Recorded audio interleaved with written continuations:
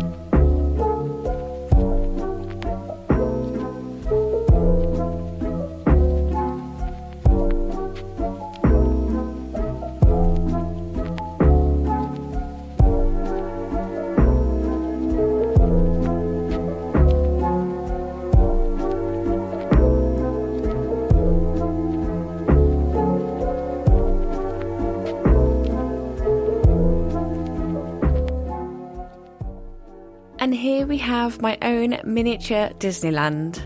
I absolutely love how bright and vibrant the colours are on this floating island, and it's bursting with so much character. Walking through it fills me with so much joy. I did have a few more rides I wanted to include, but the area started to feel a bit too cramped, so I had to narrow it down to just a few of my favourites. The area is full of Disney park benches, balloons, and of course, merch and food stalls. Of course, I had to include my favourite ride, the Tower of Terror, in this area.